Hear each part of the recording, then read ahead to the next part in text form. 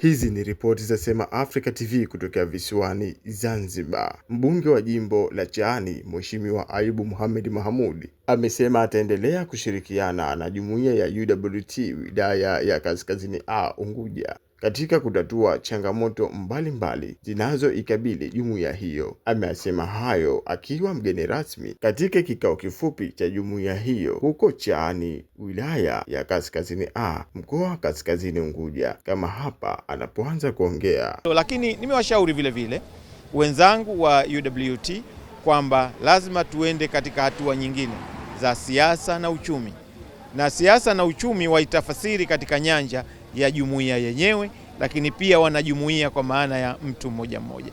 Katika hili nimewakumbusha kwamba ndani ya Zanzibar tunazo fedha nyingi kupitia taasisi yetu ya uwezeshaji wananchi kiuchumi inayoitwa ZEA. Kwa hiyo wao kwa shughuli wanazozifanya wajiunge ushirika na sisi kama viongozi kwa maana ya wabunge, wawakilishi, lakini pia na madiwani. Tutahakikisha kwamba katika kujiunda kwao kama vyombo au vyama vidogo vidogo vya ushirika au vikundi vya maendeleo kwa shughuli wanazozifanya, basi tutahakikisha kwamba fedha hizo zinazotolewa kupitia mfuko wa uwezeshaji wananchi kiuchumi, kadhalika na zile fedha ambazo zinatolewa na baraza la manispaa kama ni gawio la 4% ya kina mama, basi wanazipata ili waweze kujimudu kiuchumi, lakini pia kujiendesha kitaasisi.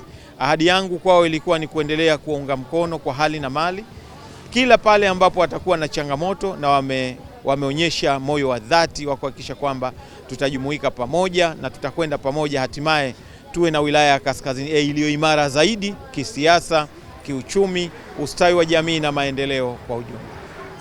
Yani way forward, vitu ambavyo tumeondoka navyo leo tutakavyoenda kuvifanya huu mwaka 2026 kwenda 2027. Kuna vitu tumekubaliana na tayari tumeviandika, kwa sababu kama mnavyojua sisi viongozi tunamaliza 2027 wa Chama cha Mapinduzi, tutakuwa na uchaguzi wa ndani wa chama. Kwa hiyo tumehakikisha mpaka kufika kwenye uchaguzi tuwe tumeshamaliza jengo la nyumba ya mtumishi, lakini tuwe tumeshaweka kitega uchumi pale kwenye jengo letu la biashara, pawepo tayari kuna biashara inafanya kazi ili wanawake wanakuja kufanya biashara. Lakini tutahakikisha tunaongeza zaidi na zaidi wanachama, kuimarisha chama na kuhakikisha kwamba tutaenda tena bega kwa bega kuhakikisha tunakomesha hivi vitendo vya unyanyasaji wa kijinsia na watoto. Yani tunahakikisha kwamba mpaka tuvimalize kwa Kaskazini A.